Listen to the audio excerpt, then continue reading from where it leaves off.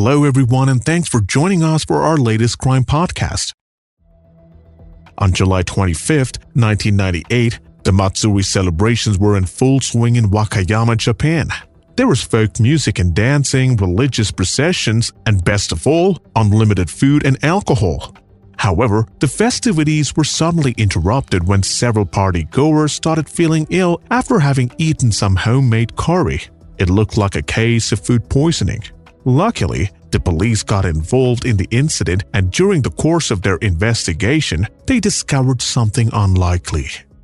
It seemed that everything had been thought out and planned in advance by a resident from the area, an ordinary mother named Masumi Hayashi. She was 37 years old, she had a nice face and was a bit of a prankster, but it was hard to believe that she could have been responsible. Yet as they looked into her background, the investigators would find that they had more surprises in store. Please join us now to discover more about one of the most chilling news stories that rocked Japan and which the media had dubbed the Wakayama curry poisoning case.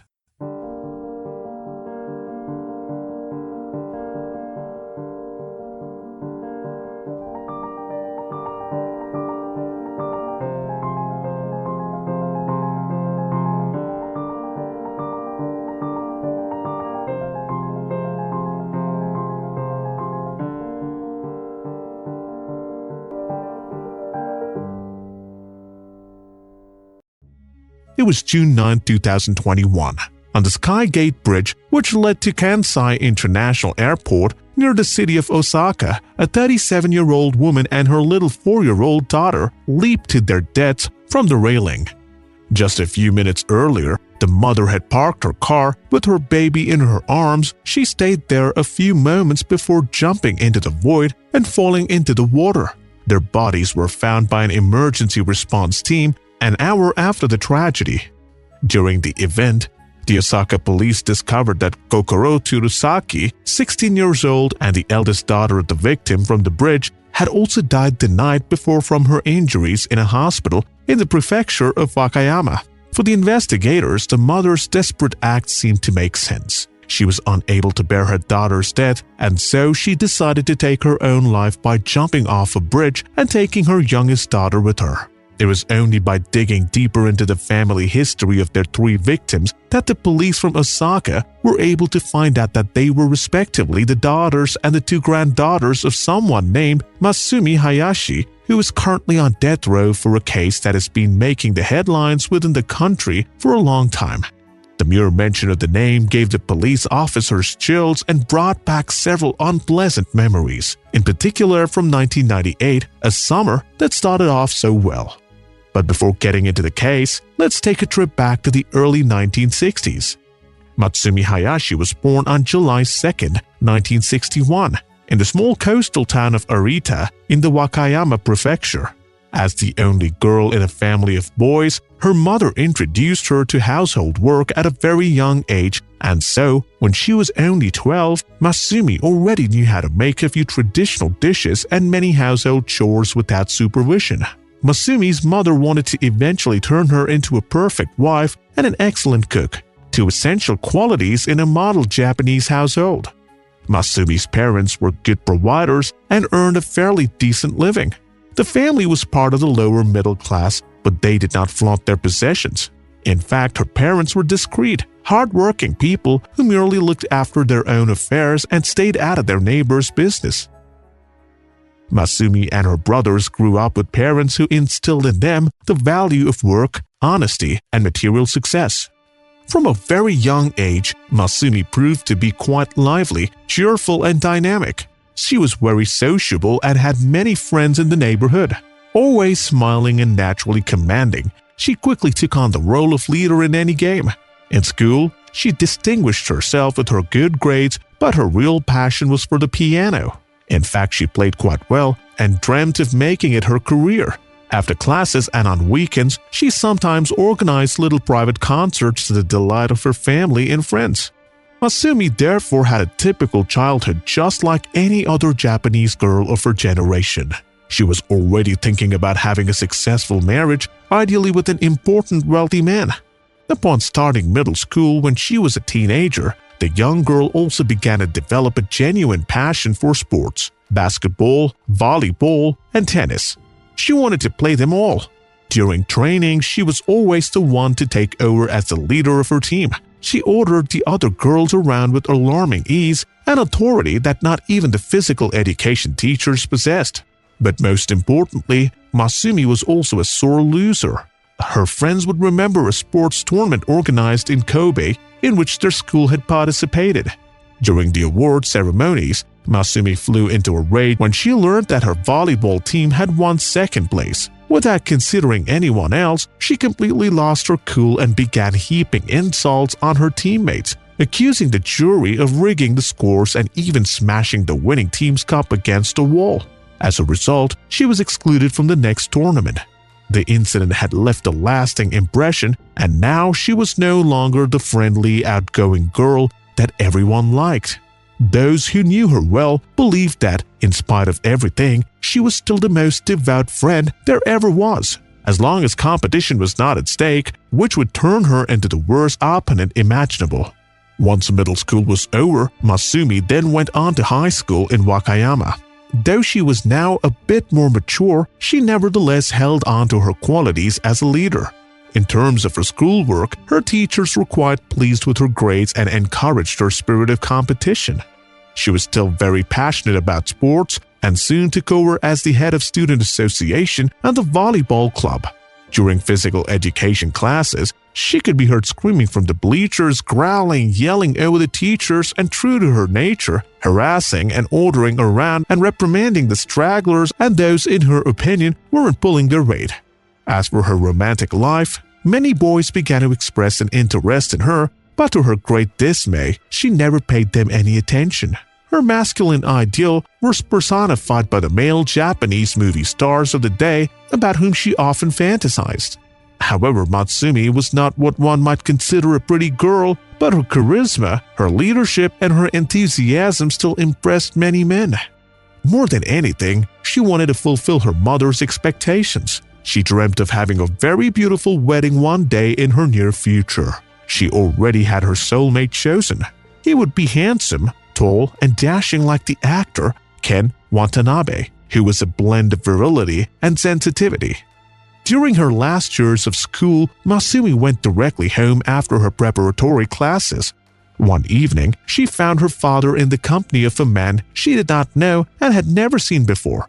From that kitchen, she could hear her mother's muffled footstep as she darted from the gas stove to the oven to make the tea. She was wearing a ceremonial kimono, which was a sign that they were receiving a very important visitor.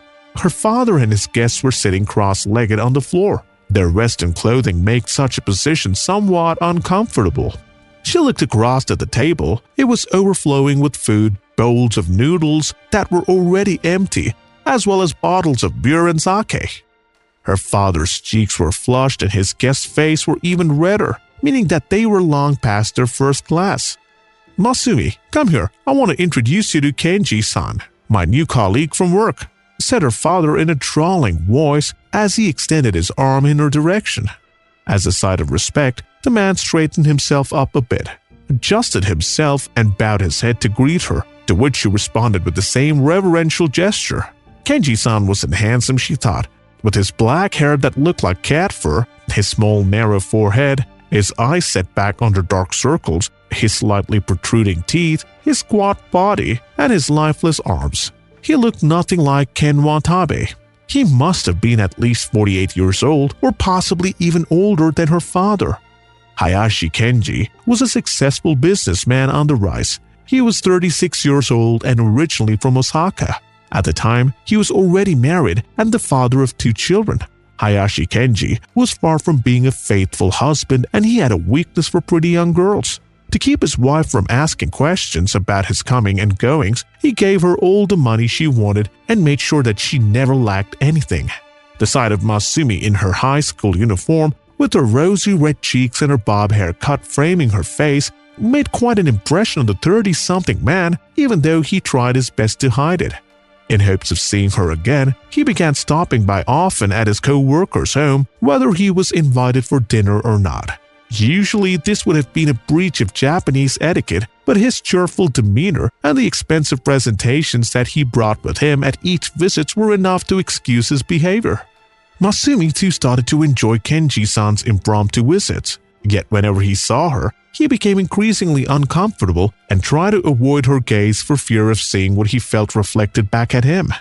Yes, Hayashi Kenji was in love with the young girl, inexperienced girl, and the feelings was mutual. Soon, a sexual tension developed between them, and that was so intense that they both feared giving into temptation. Her infatuation for movie stars was long forgotten. The future graduate now only had eyes for this middle-aged man who wasn't really attractive, but who had come to represent the image of the perfect man. At night before she went to bed, Masumi would dream of being kissed and hugged by this man. She already fantasized about escaping through the window without her parents knowing and then fleeing with him in his car. With the greatest secrecy, the businessman and the high school girl began exchanging romantic letters, passionate poems, and gifts. This relationship grew more and more serious, but the couple were forced to keep it all clandestine for fear of being discovered by the teenager's parents or even worse, by Kenji's wife. In her innocence, Masumi started thinking about her older lover as if he were God. She was unaware, however, that he had a 6-year prison sentence, 5 of which were suspended and 1 spent in jail for various insurance scams. In 1980, just when she was preparing to start nursing school, Masumi confessed everything to her mother. She was only 19 years old at the time in which Japan made her a minor. Soon, word got out and her father learned of the affair, creating the scandal that they had dreaded for so long. However, the couple felt relieved that things had come out into the open. Yet, he was the only one who seemed to feel that way because all around him, there was nothing but scathing criticism and disapproval. As a result of their affair, Hayashi Kenji separated from his wife and left the family home. As for Masumi's parents, they took a dim view on the relationship and vehemently opposed it from the very beginning. They even refused to give their blessings to their daughter, which would have been essential for her marriage to Hayashi Kenji. But Masumi was very much in love, and true to her impulsive nature, she didn't care about anyone else's opinions and said what she felt loud and clear, which sent her mother into a nervous breakdown. After falling out with his future father-in-law, and his reputation as a ladies' man and the news of his recent divorce reached everyone at the office, Hayashi Kenji decided to leave the insurance industry. He then became a business owner and produced insecticide for exterminating termites. He invested in a massive publicity campaign based on flashy flyers which extolled the virtues of the product. Because he was clever, somewhat of a hustler, and because he never rubbed anyone in the wrong way, he managed to get several contracts and soon earned significant profits, enough to get back into the good graces of his sweetheart's parents, who eventually, whether they liked it or not, had to grant him their daughter's hand in marriage. In 1982, Masumi and Kenji were officially married in a civil ceremony followed by a religious one. The marriage was celebrated with much pomp in a temple in Osaka, in the presence of several guests, including all the business leaders in the region, not to mention relatives and family. The bride, who was charming in her luxurious kimono, and her husband, who looked somewhat awkward in black suit, bowed to everyone. Although she was discovering the joys of marriage for the first time in her life, he was already on his 3rd. In Japan, newlyweds were barely allowed to touch each other's arms during the ceremony, let alone kiss in front of everyone. Masumi and Kenji therefore had to stay a good distance away from each other and anxiously awaited their night to come to make up for the lost time.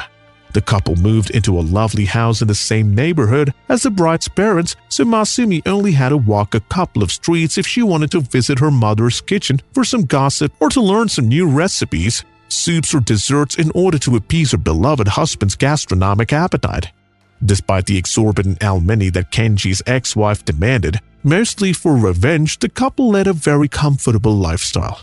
Hayashi Kenji was a generous man who spent money freely. His young wife, who was just as much of a spendthrift as his ex, definitely enjoyed his generosity and did nothing to discourage it. Quite the contrary. They both loved having people at their homes and soon developed a very rich social life. They were always inviting Kenji's colleagues to dinner or on a picnic, and they themselves were invited to the best homes all over Osaka, Tokyo, and Wakayama. Masumi was an unrivaled homemaker. Like any good Japanese wife, she took in overall household chores by herself even if she had more than enough means to pay for the services of a maid. In 1984, Masumi gave birth to her first child, a little girl whom her father named Mayoko. 2 years later, they had a second child, a boy this time named Ryotaro. Masumi devoted herself completely to her role as a mother. She was very close to and very protective of her children. She now knew every mother in her neighborhood, those who were young and not so young. She also regularly visited those children the same age as their own. Masumi and Kenji's life together was very thrilling despite the huge difference in their ages. She was very considerate of him. She was a helpful woman who never made a fuss about things. She even removed his shoes and socks when he got home from work and massaged his toes when they became numb from standing in the subway for 2 hours. Kenji traveled frequently on business and left his wife to take care of everything while he was away, but it didn't matter because she was good at it. When he got home, it was like Santa Claus had arrived because his arms were full of gifts for the kids. As for his beloved wife, it was nothing but French perfume and diamond jewelry. In keeping with Japanese customs, the neighbors also benefited from his generosity, and Masumi was responsible for handing out packages of tea, sake, candy, greeting cards, and other gifts throughout the neighborhood. Yet Hayashi Kenji didn't tell his wife everything. The business was not going quite as well as it had before, and it became increasingly difficult for him to pay his monthly bills. Recently, he couldn't even meet the payroll of his staff. This prompted him to dismiss many of them, but nevertheless, he still gave them glowing letters of recommendations filled with compliments so that they might quickly get hired somewhere else. Overcome by pride, he refused to change his lifestyle or his family's. Masumi, who was unaware of how badly things were going, continued to spend money lavishly. She bought expensive things and took the children to lunch at restaurants at every Saturday. Soon Kenji ran out of money and his company was drowning in debt. Finally, in 1990, he declared bankruptcy. After all the many years that he spent working and building up his fortune, the former business owner was left with nothing.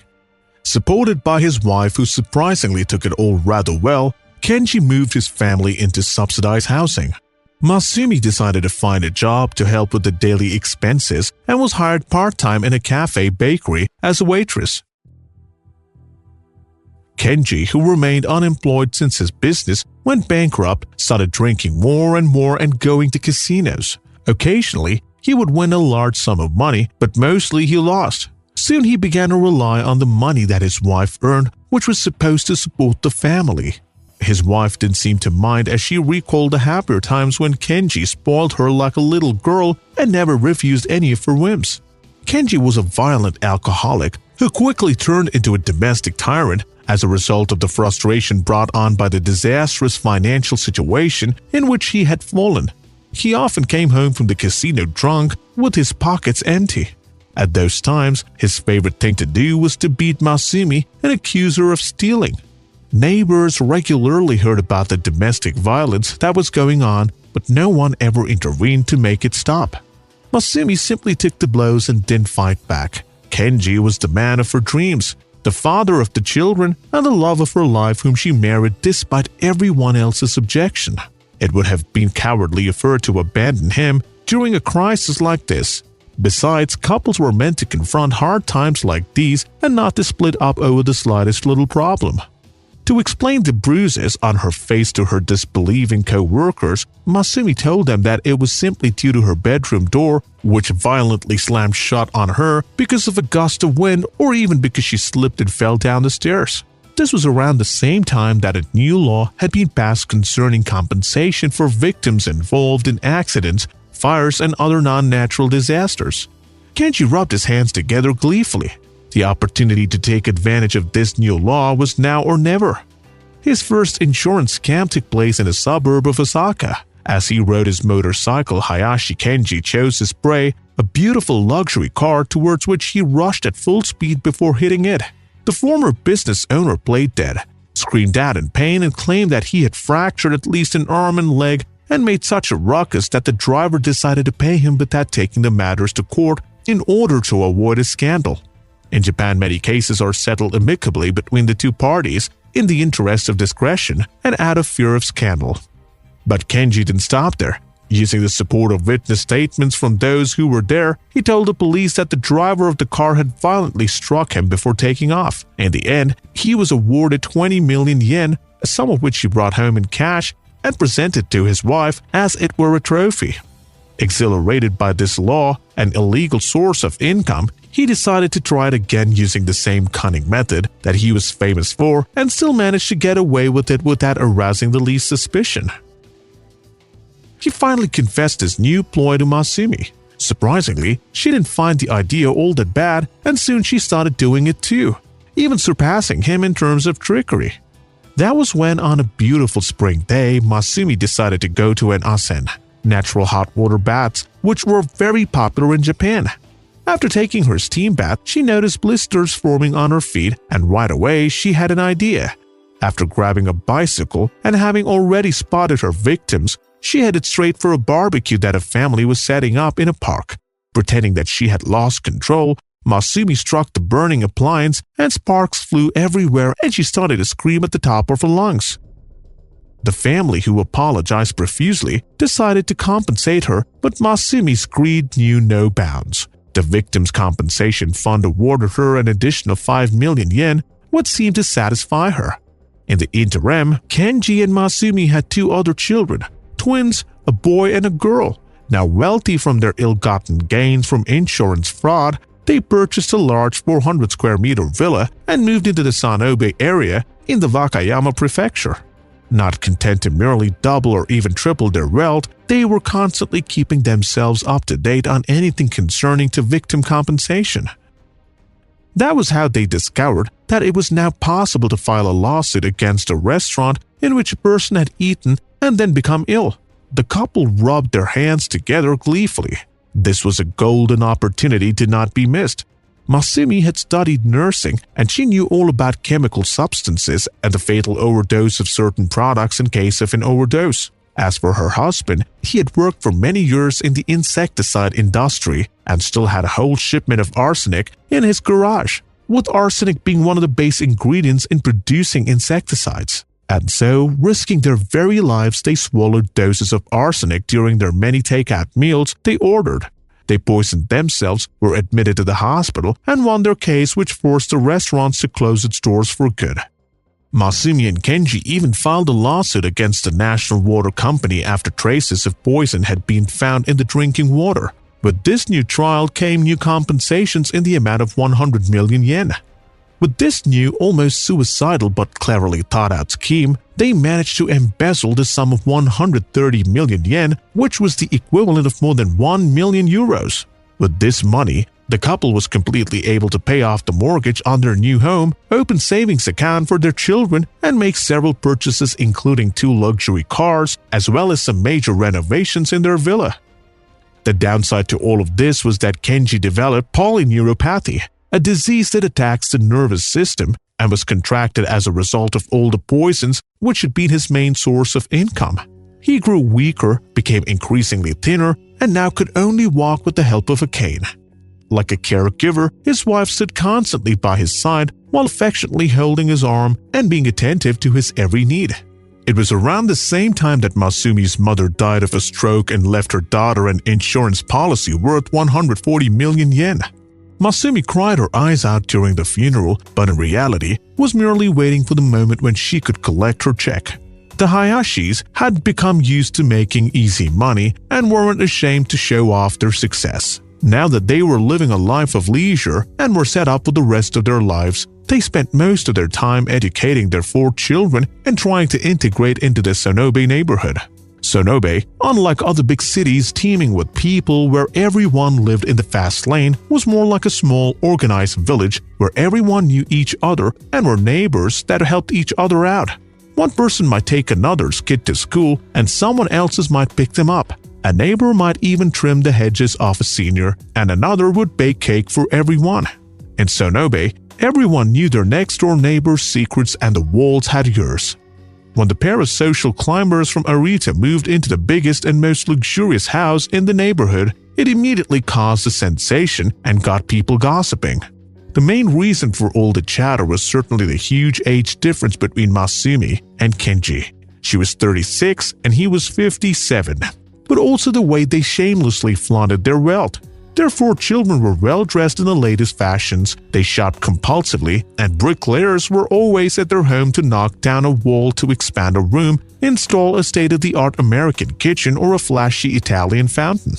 All of these things immediately stood out in this middle-class community, where discretion and simplicity were a way of life.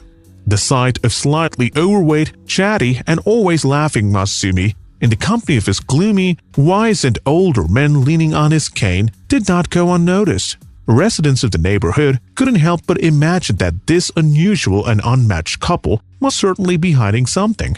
Keenly aware of these suspicions and wanting to get into their neighbors' good graces, Masumi made friends with them and bought them gifts, which they reluctantly accepted. They removed any shadow of a doubt concerning their lifestyle, which was higher than the average. She told anyone who would listen to her husband had received a very substantial inheritance from his father, and that his retirement pension was very generous.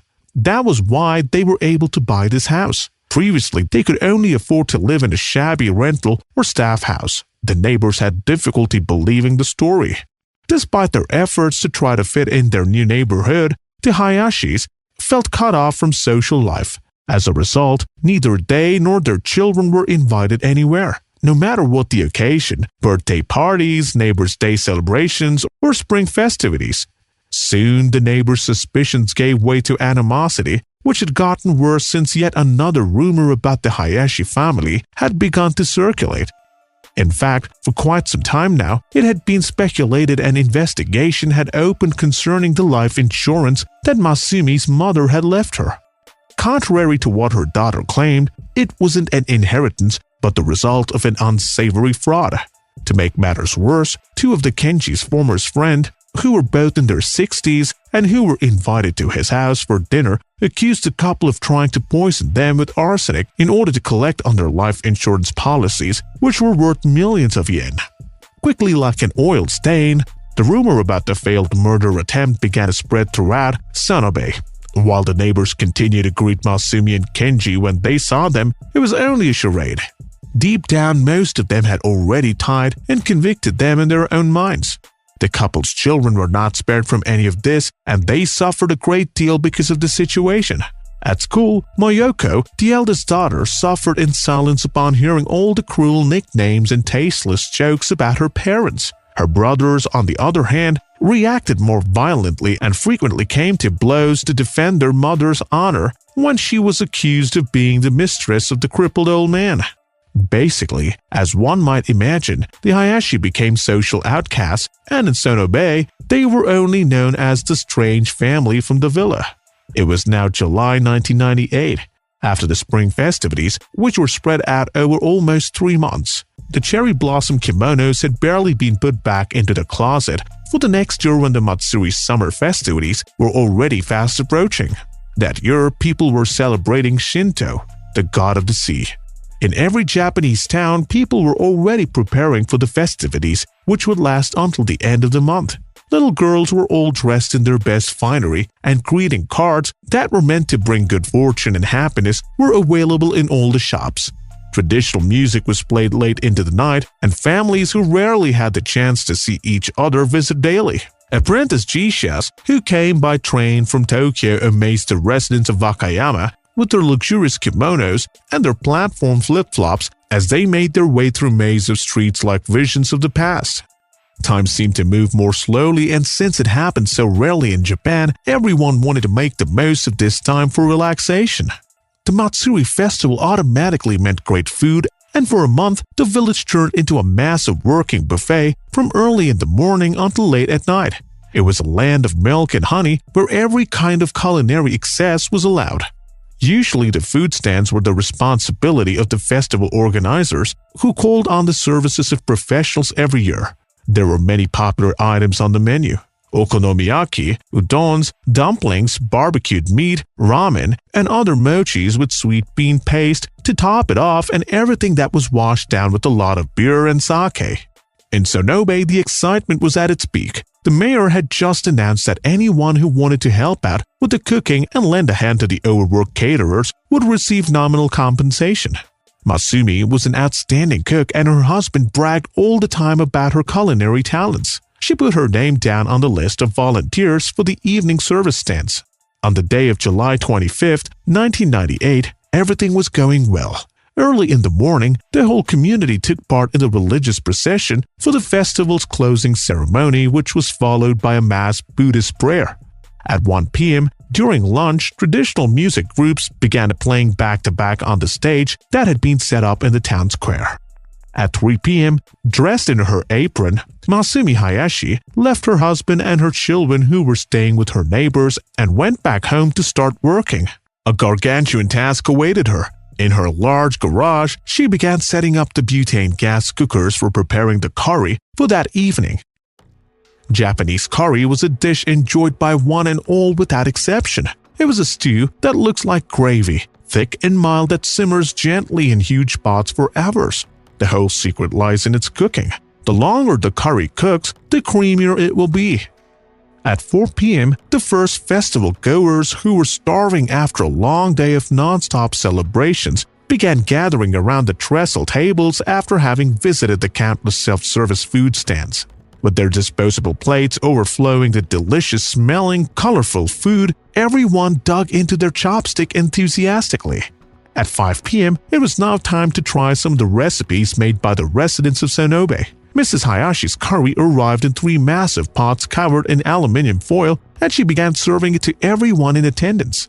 The stew was a hit and everybody licked their lips, and many were served a second helping because they thought it was excellent, with just the right amount of seasoning.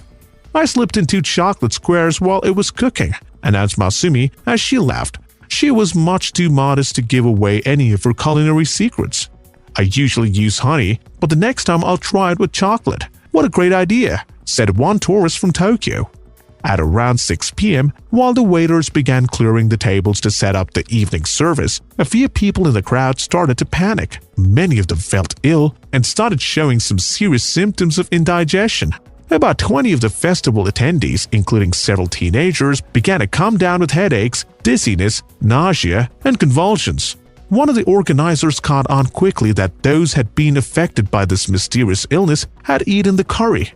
He leaped up on stage, grabbed the microphone, and ordered everyone to stop eating it. "There is something wrong! Stop eating the curry!" The mayor, who had gone home in the interim to rest, was urgently called back by one of his staff. Upon his arrival, he was greeted by a catastrophe. The portable toilets had been specifically set up for the festival, had been taken by storm, and those who couldn't wait their turn vomited directly on the ground, unable to stand up, breathing in the agony. Ambulances from the hospitals in Wakayama were alerted to the disaster by the panicked mayor, and they immediately rushed to the scene, making their way as best as they could through the convulsing victims lying on the cement or the grass. More than 60 people were brought to the emergency ward. 2 adults, including the president of the Sonobe Residents Association, as well as a woman in her 50s, who were also from Sonobe, and 2 other children between the ages of 9 and 13 died in the intensive care unit.